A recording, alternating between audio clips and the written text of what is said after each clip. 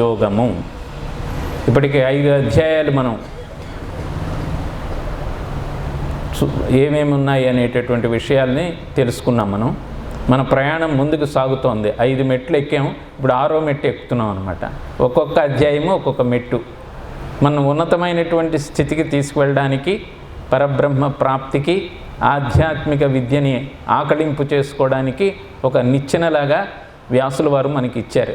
Step by step, rung by rung we're scaling the ladder అనమాట. అలా ఆ నిచ్చెన మెట్లు ఎక్కుతున్నాం. గట్టిగా పట్టుకోవాలి, దాన్ని మధ్యలో వదిలేసి పడిపోతాం అనమాట. అందుకని జాగ్రత్తగా వ్యాసుల వారికి నమస్కరిస్తూ శ్రీకృష్ణ పరమాత్మని అనుగ్రహం ఉండాలి.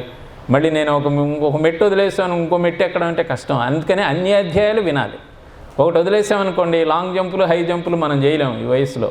కనుక స్టెప్ బై స్టెప్ మనం నెమ్మదిగా వెళ్ళాలన్నమాట.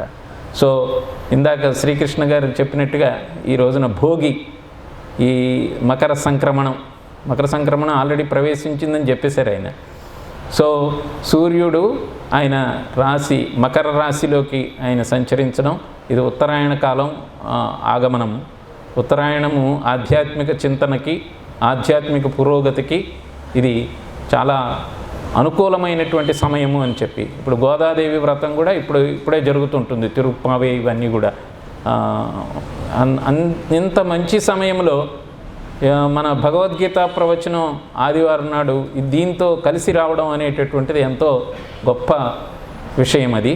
కనుక దాంట్లో కూడా మళ్ళీ మొదటి షట్కం ఎండింగ్ ఆత్మ సంయమ యోగము. భగవద్గీతని 3 షట్కాలుగా విభజించారు. ఒకటి కర్మ షట్కము, భక్తి షట్కము, జ్ఞాన షట్కము. కర్మ షట్కము అంటే అలాగా బ్రాడ్గా కేటగరైజ్ చేసినప్పటికీ కూడా అన్నింటిలో కూడా భక్తి, కర్మ, జ్ఞానాలు ముప్పేట త్రివేణి సంగమంలాగా అన్నీ కలిసే ఉంటాయి. కానీ ఒక్కొక్క దాని మీద ఎక్కువ ఎంఫసిస్ ఉంటుంది. ఇప్పుడు కర్మ మీద ఎక్కువ ఎంఫసిస్ ఉండేటటువంటి అధ్యాయం కనుక దీన్ని కర్మ షట్కము అన్నారు. ఈ ఆత్మ సంయమ యోగాన్నే కొన్ని భగవద్గీతల్లో ధ్యాన యోగం అని కూడా ప్రచురింపబడి ఉంటుంది. కాబట్టి ఆ రెండింటికి ఏమీ తేడా ఏం లేదు. ఆత్మ సంయమ యోగము, ధ్యాన యోగము అని అంటారు. దీంట్లో విశేషమైనటువంటిది ఏమిటంటే ధ్యాన యోగ పద్ధతి అంతా కూడా దీంట్లో తెలియజేశారు. ధ్యానం ఎలా చేయాలి అని మనం ఎవరి దగ్గరికి వెళ్ళి అడగక్కర్లేదండి. ఈ అధ్యాయాన్ని జాగ్రత్తగా విని మళ్ళీ తర్వాత మీరు మననం చేసుకొని దీన్ని మీరు మళ్ళీ చదివి దీంట్లో విషయాలన్నీ తెలుసుకుంటే మీరే ఈ ధ్యాన యోగాల్లో నిష్ణాతులు అయిపోతారనమాట. అంత గొప్ప అధ్యాయం ఇది. ఈ రోజున మనకి దొరికింది. ఇది మన యొక్క అదృష్టం. ఇది ధ్యాన యోగ పద్ధతి 11వ శ్లోకం నుంచి 32వ శ్లోకం వరకు మనోనిగ్రహాన్ని గురించి, ధ్యాన యోగ మహిమని గురించి దీంట్లో మనకి విస్తారంగా చక్కగా వ్యాసుల వారు మనకి ఇచ్చారనమాట. అరటిపండు ఒలిచినట్టు చేతిలో పెట్టినట్టుగా. ఇప్పుడు ఎంతో క్లిష్టమైనటువంటిది వేదముల్లో ఉండేటటువంటి భాష కానీ ఆ భావం కానీ చాలా క్లిష్టమైనది. అది అందరికీ సులభంగా అర్థమయ్యేటటువంటిది కాదు. కానీ మనల్ని దృష్టిలో పెట్టుకొని ఆయన వాటిల్లో ఉండేటటువంటి నిగూఢమైనటువంటి అంశాలన్నింటిని కూడా తీసి ముందు తరాల వాళ్ళకి చాలా క్లుప్తంగా, సంక్షిప్తంగా వాళ్ళకి అర్థమయ్యే రీతిలో అందించాలి అని చెప్పి పంచమ వేదము అని చెప్పబడేటటువంటి భారతంలో భీష్మ పర్వంలో ఇది నిక్షిప్తం చేశారన్నమాట. దీంట్లో ఇవి భగవద్గీత చదివితే లౌకికము, పారమార్థికము 2 బెనిఫిట్స్ కూడా ఉంటాయన్నమాట. చాలామంది అనుకుంటారు భగవద్గీత చదివితే లౌకికంగాను వాళ్ళు రాణించగలరు, పారమార్థిక చింతన కూడా వాళ్ళకి వస్తుందన్నమాట. భగవద్గీతలో ఉండేటటువంటి జ్ఞానం ఎలాంటిది అని అంటే శంకర భగవత్పాదులు వారు చెప్పారు. వారు ఏమని చెప్పారు అని అంటే భగవద్గీతలో ఉండేటటువంటి చర్చ, వేదాంత చర్చ ఎంత గొప్పది అని అంటే అన్ని జ్ఞానాలు దాంట్లో ఇమిడిపోయి ఉన్నాయట. సాంఖ్య, న్యాయ, వైశేషిక ఇలా ఎన్నెన్నో, శూన్యవాదము, ఎన్నో వాదాలు ఎన్నున్నాయి, అన్నీ కూడా దీంట్లో ఇమిడిపోయాయి. అన్ని జ్ఞానాలు దీంట్లో ఇమిడిపోయినాయి.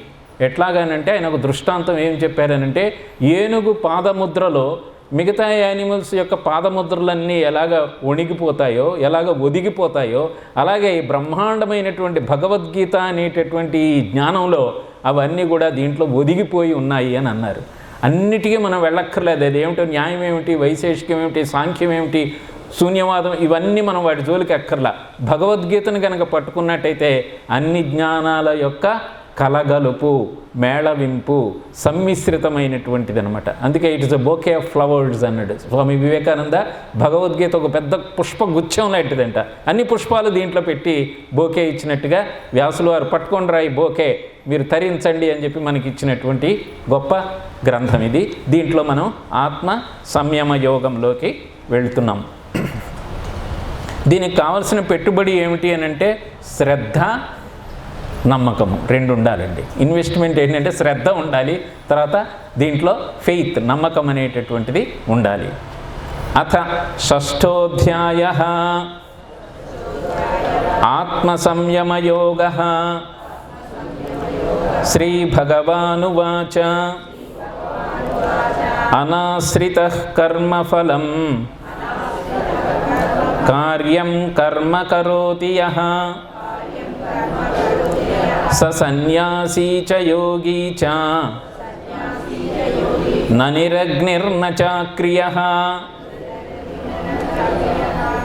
మొదటి శ్లోకాన్ని శ్రీ భగవానులే చెప్పారు. ఎక్కడ శ్రీకృష్ణ ఉవాచ అని రాదండి, ఎక్కడ కూడా వాసుదేవ ఉవాచ అని కూడా రాదు. శ్రీ భగవానువాచ అంటే సాక్షాత్తు భగవాన్గా సంపూర్ణమైనటువంటి భగవంతుడుగా, భగవంతుడు అంటే సంపూర్ణత్వం అని కాదు, సంపూర్ణ స్వరూపము, భగవత్ లక్షణాలన్నీ సంతరించుకున్నటువంటి వ్యక్తి ఎవరు అంటే శ్రీకృష్ణ పరమాత్మ. అందుకని ఆయన ఎప్పుడు చెప్పినా ఆయన మాట్లాడేటప్పుడు శ్రీ భగవానువాచ అనే ఉంటుందన్నమాట. అర్జునుడు వచ్చినప్పుడు అర్జున ఉవాచ అని ఉంటుంది, కానీ శ్రీకృష్ణ ఉవాచ అనరు. ఆయన అపచారం చేయదలుచుకోలేదు అంటే ఆయన భగవానుడు. ఆయన శ్రీ భగవాను. అనాశ్రిత కర్మఫలం కార్యం కర్మ కరోతి యః అంటే అనాశ్రిత. ఆశ్రిత అంటే ఆపేక్షతో చేసేటటువంటిది.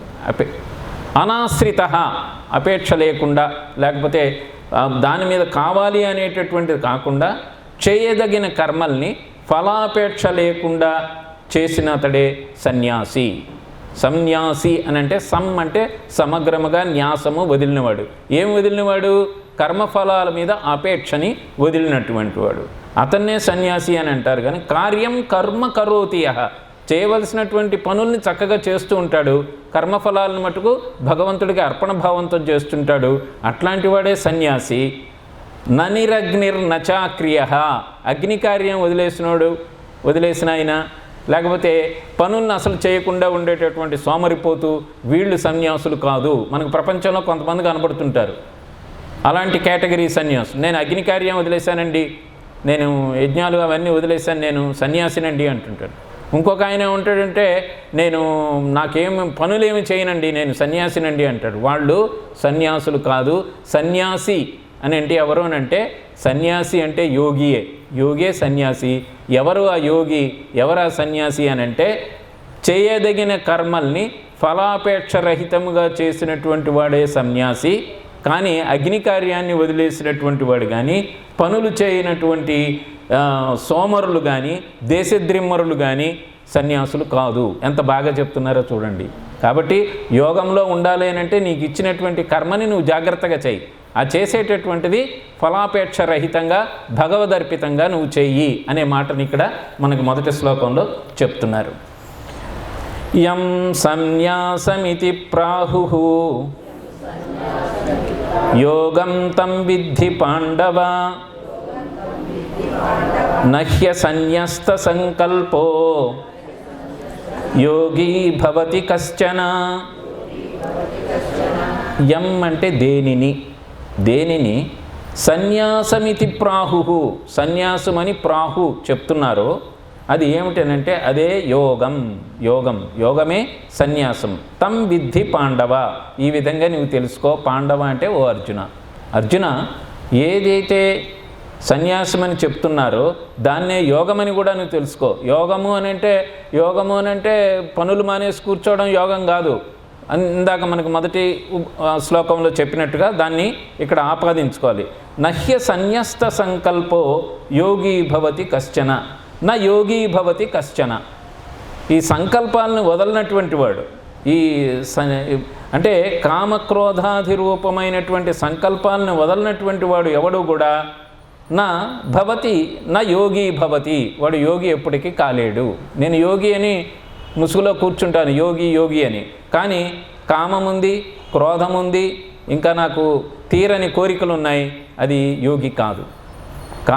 నువ్వు సంసారి అయి ఉంటావు, సంసారంలో ఉంటాడు, చక్కగా సంసారాన్ని చక్కగా నిర్వర్తిస్తుంటాడు, తనకి ఇచ్చినటువంటి ధర్మాల్ని, విహిత కర్మల్ని, తాను చేయవలసినటువంటి పనుల్ని, అయినప్పటికీ కూడా అతను సన్యాసే.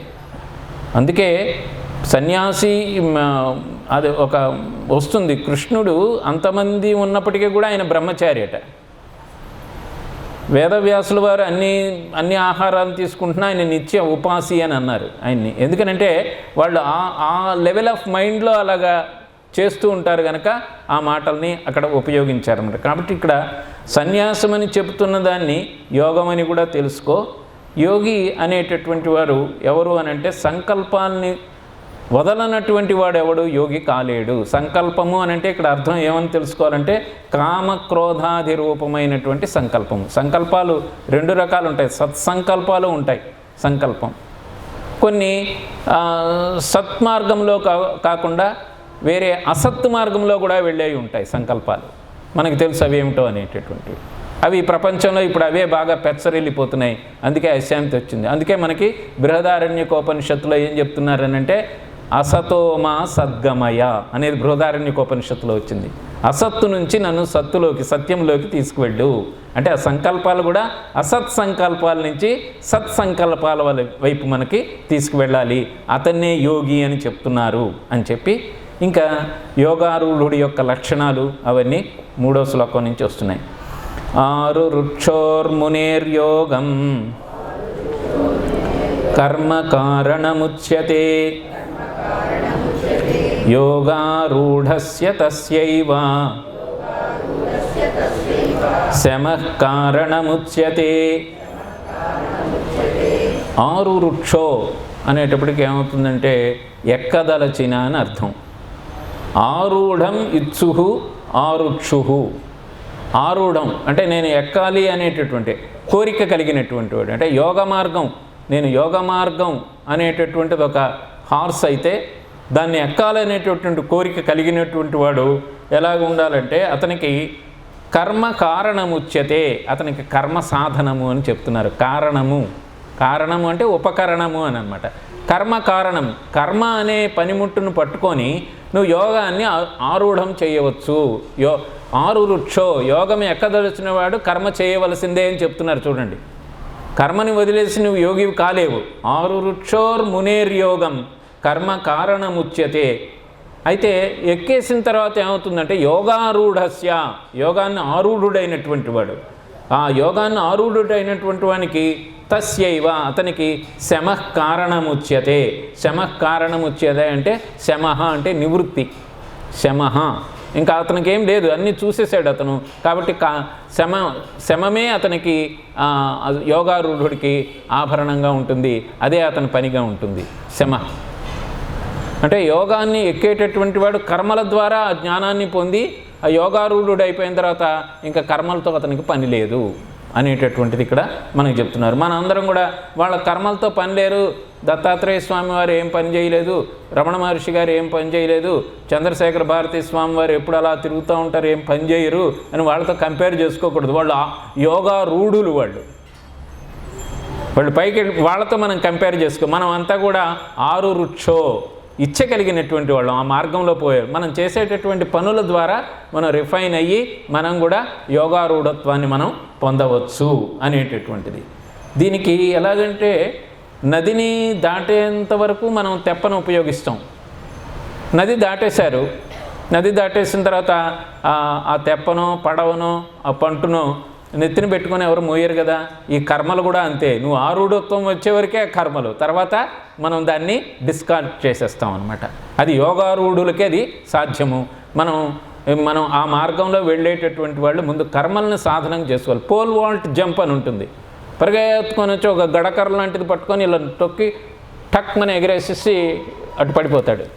పడిపోయేటప్పుడు కర్ర ఇటు వదిలేసి అటు పడిపోతాడు. కర్రను కూడా పట్టుకెళ్తే పడిపోతాడు, దాటలేడు దాన్ని. అలాగే ఈ కర్మల్ని నువ్వు ఒక సాధనంగా తీసుకొని దాన్ని నువ్వు అటు వెళ్ళిపోవాలి, ఈ అతీతమైనటువంటి స్థితికి నీవు వెళ్ళాలి అనేటటువంటిది మనకి ఇక్కడ చెప్తున్నారనమాట. ఇది చాలా గొప్ప శ్లోకం. ఇది ఎప్పుడప్పుడు మననం చేసుకోవాలి. ఆరు రుక్షోర్ మునేర్యోగం కర్మ కారణముచ్యతే యోగారూఢస్య తస్యైవ శమః కారణముచ్యతే.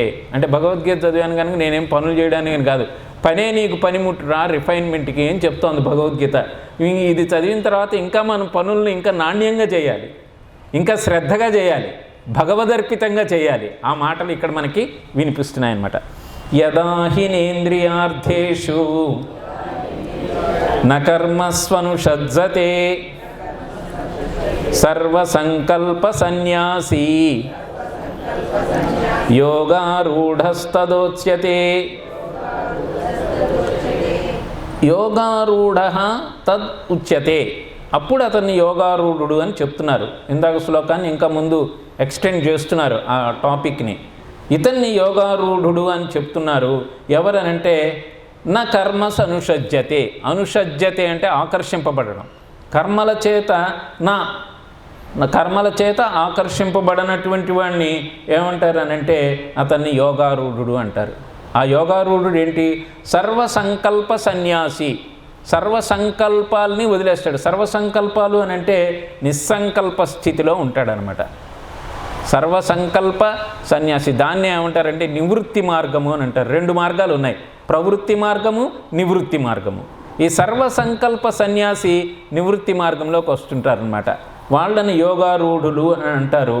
ఎప్పుడైతే అతను ఇంద్రియార్థేషు నకర్మస్వనుషజ్జతే, దాంట్లో తగులుకోకుండా, అనుషజ్జతే దాంట్లో ఆకర్షింపబడి కర్మలయందు తగులుకోకుండా ఎవరుంటారో అతన్ని యోగారూఢుడు అని అంటారు అని చెప్తున్నారు. అయితే మరి ఈ స్థితికి మేము ఎలాగ వెళ్ళగలము? బాగానే ఉంది, మీరు చెప్పారు, ఎవరెస్ట్ పర్వతం చూపించి ఇది ఎక్కేయాలి, ఇది గ్రేట్ అని అంటున్నారు. కానీ ఎలా ఎక్కగలం మేము? అది చెప్తున్నారనమాట. అది 5వ శ్లోకంలో టాప్ శ్లోకం ఇది భగవద్గీతలో. ఇది మనం ప్రతిబంధకాలు అని చెప్పేటటువంటి శ్లోకం. చాలా అద్భుతమైనటువంటి శ్లోకం. టిక్ చేసుకోండి, రోజు చదువుకోవాల్సినటువంటి శ్లోకం ఇది. ఉద్ధరేదాత్మనాత్మానం ఆత్మానమవసాదయేత్. ఉద్ధరేదాత్మనాత్మానం నాత్మానమవసాదయేత్. ఆత్మైవ హ్యాత్మనో బంధుః ఆత్మైవ రిపురాత్మనః. ఉద్ధరేద్ ఆత్మనాత్మానం. నిన్ను నీవే ఉద్ధరించుకోవాలి అని చెప్తున్నారు భగవంతుడు. ఎవరో వచ్చి నిన్ను ఉద్ధరిస్తారు అనేది ఎక్కడా లేదండి. ఎవరిని వారు ఉద్ధరించుకోవాలి. నేను అసత్య ప్రవర్తనలో ఉన్నాను అనుకోండి, నన్ను నేను ఉద్ధరించుకోవాలంటే సత్య ప్రవర్తనకి నేను వెళ్ళాలి. ఇంకోటి బలవంతంగా నన్ను ఎవరు లాక్కెళ్ళలేదు కదా. ఇప్పుడు భగవద్గీత ఉపన్యాసం ఇక్కడ జరుగుతుందని అంటే మీ అంతటా మీరు రావాల్సిందే, కానీ పట్టుకొచ్చి బలవంతంగా లాక్కెడితే జరుగుతుందా అది? అంటే సత్కర్మల వైపు నువ్వు చేయాలి అని అంటే నీకు నీవే. ఉద్ధరేద్ ఆత్మనాత్మానం. ఆత్మానం అంటే నీకు నువ్వే నిన్ను ఉద్ధరింపబడాలి, నువ్వే ఉద్ధరించుకోవాలి. మనం అంటుంటాం దేశాన్ని అందరూ ఉద్ధరించాలని. ముందు నువ్వు ఉద్ధరింపబడితే దేశం ఉద్ధరింపబడుతుంది. అందరూ ఉద్ధరించబడి ఇంట్లో వాళ్ళు, ఫ్యామిలీ మెంబర్స్ అందరూ ఎవరిని వాళ్ళు ఉద్ధరించుకుంటే ఇల్లంతా ఉత్తమమైన స్థితికి వెళ్తుంది. ఉద్ధరేద్ ఆత్మనాత్మానం నా ఆత్మానం అవసాదయేత్. అవసాదయేత్ అంటే అధోగతిని ఎప్పుడు కూడా నువ్వు పొందకూడదు. నా ఆత్మానం అవసాదయేత్. ఎప్పుడు కూడా నా అవసాదయేత్. నా అవసాదయేత్ అంటే అధోగతిని మనం పొందించుకోకూడదు. అధోగతి అని అంటే ఈ మార్గంలో లేకుండా ఉండేటటువంటిది కూడా మళ్ళీ అసత్ సంకల్పములు, అధర్మములు, మనం కానిటువంటి పనులు, మితిమీరినటువంటి కోరికలు, ఇవన్నీ కూడా 6 అక్కడ ఎనిమిస్ రెడీగా ఉన్నారు కదా. కామము, క్రోధము, లోభము, వీటిల్లో ఈ జంజాటములో పడ్డావా అది అధోగతి. దాని నుండి ఎవరు కాపాడాలి? నీవే కాపాడుకోవాలి. గురువు చెప్తాడు చాలా చేయండి అని చెప్పి. ఎంతమంది చేయగలరు? కాబట్టి ఉద్ధరేద్ ఆత్మనాత్మానం నా ఆత్మానం అవసాదయేత్. ది లైఫ్ ఈజ్ ఉత్కృష్టమైనటువంటిది మానవ జన్మ. ఇది ఒక ఆపర్చునిటీ మనకి ఉద్ధరింపబడి ఉత్తమమైనటువంటి స్థితిని పొందడానికి. ఈ ఆపర్చునిటీని మనం మిస్యూజ్ చేసుకోకూడదు. దాన్ని ఆపర్చునిటీని మనం ఒడిసి పట్టుకొని ఈ ఉద్ధరేదాత్మనాత్మాను ఉద్ధరింపబడి మనం భగవద్గీతలో చెప్పబడినట్టుగా 6 రుక్షోర్మునేర్ యోగం నుంచి యోగారూఢ స్థితికి మనం వెళ్ళడానికి అవకాశం ఉంది. ఆ యోగారూఢుడైనటువంటి వాడికి ఎంత బెనిఫిట్స్ ఉంటాయో, ఎంత ఆనందం ఉంటుందో మళ్ళీ వచ్చేటటువంటి శ్లోకాల్లో మనం చూస్తాం. అది బ్యూటిఫుల్ అనమాట. అది ఎంత ఉంటుంది అనేటటువంటిది కూడా చక్కటి శ్లోకాల్లో మనకు వివరిస్తారు వ్యాసుల వారు. ఆత్మైవ హ్యాత్మనో బంధువు, నీకు నీవే బంధువువి, నీకు నీవే మిత్రుడివి.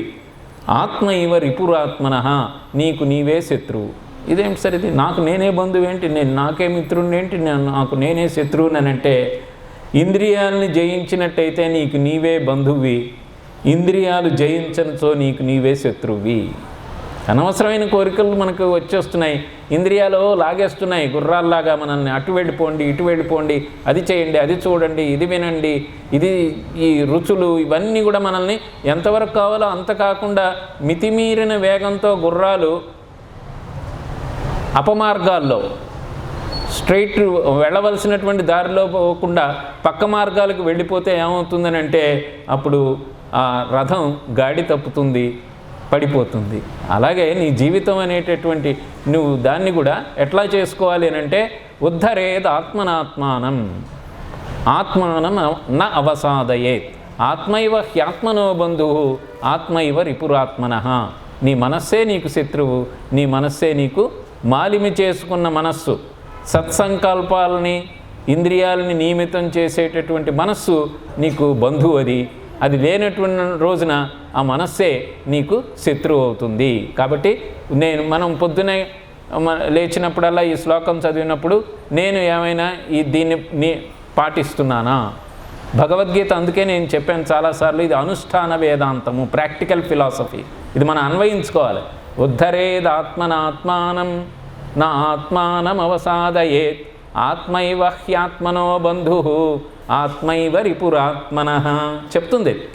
మనసు ఏం చెప్తుంది? మంచి పనులు చేసేటప్పుడు ఏం చేస్తుందని అంటే, నువ్వు అటు మంచి పనులు చేయనీయకుండా అడ్డుపడుతుంది. బుద్ధితోటి విచక్షణ జ్ఞానంతో నో, కీప్ క్వైట్, మనసా నువ్వు ఉండు. అందుకే దీన్ని ఏమన్నారంటే, జీవించడం ఒక కళ అయితే ఆ కళని ఎట్లాగా అభ్యసించాలో చెప్పేది భగవద్గీత. దీన్ని అందుకే ఈ మధ్య ఏమంటున్నారంటే ఆర్ట్ ఆఫ్ లివింగ్ అంటున్నారు. దీన్ని ఆర్ట్ ఆఫ్ లివింగ్. జీవించడం కూడా ఒక కళ. ఏమండి, ఒక పెయింటరు, ఒక స్కల్ప్చరు ఎలాగా చేస్తున్నారో అన్ని కళల కన్నా ఈ కళ చాలా గొప్పది కదా. జీవించడం అనేటటువంటిది ఒక కళ. ఇది ప్రతి వాళ్ళకి కావాల్సింది. పెయింటర్ అంటే అతనుకున్న యాప్టిట్యూడ్ని బట్టి దాన్ని బట్టి అతను చేస్తున్నాడు, కానీ జీవించడం అందరికీ కావాల్సిందే కదా. సో ఆర్ట్ ఆఫ్ లివింగ్ చెప్పే పుస్తకం ప్రపంచంలో ఏది అని అంటే భగవద్గీత. అది ఎక్కడుంది సార్ అంటే ఆత్మ సంయమయోగంలో ఇచ్చేసాడు ఆర్ట్ ఆఫ్ లివింగ్ టెక్నిక్స్ అంతా వేదవ్యాసుల వారు అనమాట. కాబట్టి ఈ శ్లోకాన్ని మనం చెప్పుకుంటూ, మరి ఎందుకు ఇలాగా అడ్డు వస్తోంది అని అంటే, మనం ఏం చేస్తున్నామంటే దేహమే మనం అనేటటువంటి భ్రాంతిలో మనం ఉంటున్నాం. మనకు కనబడేది స్థూలంగా ఇదే కదా, కానీ దేహము నువ్వు కాదు, నువ్వు పరమాత్మ స్వరూపుడివి. స్వామి వివేకానంద ఎప్పుడు ఏం చెప్పేవారనంటే, every soul is potentially divine అనేవారండి. Every soul is potentially divine. The purpose of life is to manifest the divinity within by controlling nature, external internal అన్నాడు.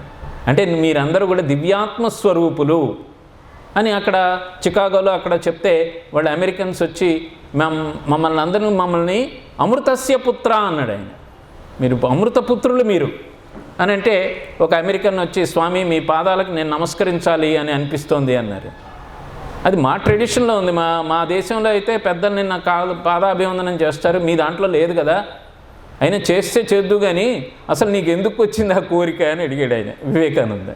అడిగితే, అయ్యా మమ్మల్ని అందరూ కూడా వీఆర్ బోర్న్ సిన్నర్స్ అంటున్నారు, మేము పుట్టుకతోనే పాపులు అని చెప్తున్నారు మా వాళ్ళు, కానీ మీరు పుట్టుకతోనే దివ్య ఆత్మస్వరూపులు అమృత స్వరూపులు అని చెప్తున్నారు. మీకు ఈ మాట నాకు ఎలాగుందంటే ఎలక్ట్రిక్ కరెంట్ బాడీలోకి వెళ్ళినట్టుంది స్వామి. నాకు ఎంత బాగా ఉందంటే, నేను దివ్యమైనటువంటి వాడిని అని మీరు చెప్తున్నారు, మా వాడు పాపులు అని చెప్తున్నారు, చాలా బాగుంది స్వామి, మీరు అమెరికా వదిలి వెళ్ళేంత వరకు మీకు కూడా నేను ఉంటానన్నాడు ఆయన. That is the power of our Upanishadic literature అనమాట. Every soul is potentially divine. అమృతస్య పుత్ర ఆయే ధామాని దివ్యాని తస్తుః. ఒక శ్వేతాశ్వతర ఉపనిషత్తులో ఒక ముని చెప్తాడు, నేను వేదాహమేతం పురుషం మహంతం ఆదిత్యవర్ణం తమసః పరస్తాత్ అని చెప్తాడు. నేను కనుక్కున్నాను ఆ దివ్యమైనటువంటి స్వరూపాన్ని, ఆదిత్యవర్ణంలో ఉంది, అది మీకు కూడా పాసిబుల్, మీరు కూడా చేయవచ్చు, ఈ విధంగా చేయండి అని శ్వేతాశ్వతర ఉపనిషత్తులో ఒక ముని తాను బయట కర్మాగారంలో కాదు, తన మనస్సులో అనేటటువంటి కర్మాగారంలో అంతర్ముఖంగా అయి అంతర్మథనంతో చూసినటువంటి సత్యాల్ని అతను బయటకు వ్యక్తపరిచాడు శ్వేతాశ్వతర ఉపనిషత్తు. అది స్వామి వివేకానంద అక్కడ చెప్పారు. ఆయన చెప్తే వాళ్ళందరూ కూడా దాసోహం అన్నారు. స్వామి వివేకానంద 4 ఏళ్ళు అనర్గళంగా ప్రసంగాలు ఇస్తూనే ఉన్నారు అమెరికాలో 1893లో. ఇప్పటికి 130 ఏళ్ళు అయిపోయినాయి, 125 ఏళ్ళు అయిపోయినాయి. That is the power of hour philosophy, our Indian tradition అనమాట. ఇదే ఇక్కడ చెప్తున్నారు. అందుకని నువ్వేం చేయాలి మరి, ఇది ఎందుకు చేయలేకపోతున్నావు అంటే, బంధురాత్మాత్మనస్తస్య ఏనాత్మైవాత్మనా జితః అనాత్మనస్తు శత్రుత్వే వర్తేతాత్మైవ శత్రువత్. తన వివేకముచే మనస్సుని జయించినట్టయితే వాని మనస్సు వానికి బంధువు, మనస్సు జయింపని వానికి మనస్సే శత్రువు అని చెప్తున్నారు. అంటే 5వ శ్లోకంలో చెప్పిన దానికే వివరణ ఇక్కడ ఇస్తున్నారన్నమాట. ఉద్ధరేదాత్మనాత్మానం నాత్మానం అవసాదయేత్ ఆత్మైవ హ్యాత్మనో బంధువు ఆత్మైవ రిపురాత్మన అని మీరు చెప్పేశారు. దానికి ఎగ్జాంపుల్, దానికి ఎక్స్టెన్షన్గా ఎక్స్ప్లెనేషన్ ఇక్కడ ఇస్తున్నారనమాట.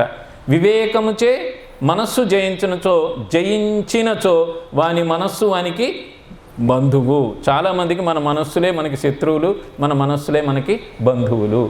ఒక పని చేయరాని పని మనం చేయాలి అని మనస్సు ప్రేరణ చేసిందనుకోండి, ఆ మనస్సుని మనం నిలదీసి ఈ పని మనం చేయకూడదని నా అంతరాత్మ చెప్తోంది, బుద్ధి చెప్తోంది అని అంటే, అప్పుడు మనస్సుని కనుక సమసిపోయేలాగా చేస్తే సరి అయిన మార్గంలో మనం ఉన్నాం. చాలామంది ఏం చేస్తారంటే, ఆ పనులు చేసిన తర్వాత నా బుద్ధి గడ్డిదింది అంటాడు. అప్పుడు అసలు నా బుద్ధి, అందుకే ఆ మాట వచ్చింది. మన వేదాంతం ఎంత గొప్పది అని అంటే, మామూలుగా రోడ్డు మీద మాట్లాడుకునే దాంట్లో కూడా వేదాంతం ఉంది. ఎరా నీ బుద్ధి గడ్డి తిందా అప్పుడు అంటాడు. అంటే మనస్సు మీద పనిచేస్తాడు బుద్ధి. There is no control. బుద్ధి కూడా లోపలదే, that is one part of your intellect అనమాట.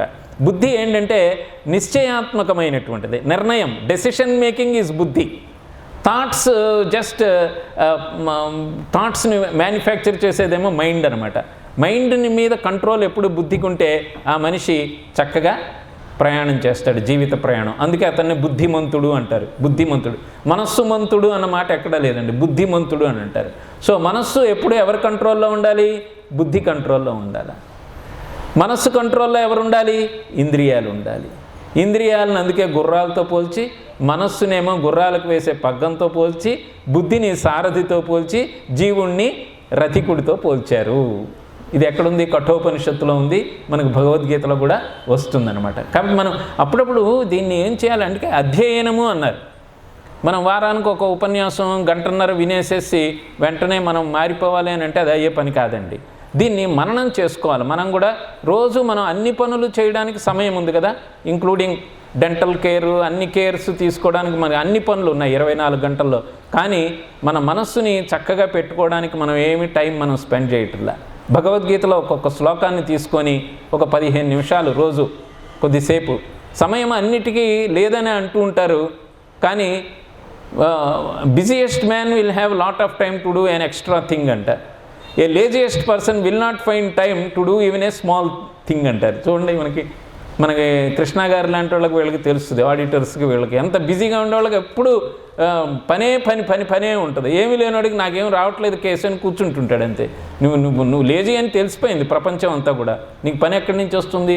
కాబట్టి భగవద్గీతను కూడా మనం ఎలాగ చేయాలని అంటే, మనం కూడా దాన్ని తీసుకొని మనం ఏం చేయాలని అంటే, ఒక జీవితాన్ని ఆనందించడానికి సోపానాల్ని మనకి దీంట్లో చక్కగా పెట్టు ఏం చేశారు. కాబట్టి నువ్వు దీనిలో మరి ఎందుకు మనిషి చేయలేకపోతున్నాడు అని అంటే, ఇక్కడ పోతన గారి భాగవతంలో ఒక శ్లోకం ఒక పద్యం వస్తుంది చాలా గొప్పగా, గజేంద్ర మోక్షంలో వస్తుంది. అది ఊహకలంగి జీవనపు టోలమునంబడి మహామోహలతానిబద్ధ పదమున్ విడిపించుకొనంగలేక సందేహము పొందు దేహిక్రియ దీనదశన్ గజముండే భీషణగ్రాహ దురంత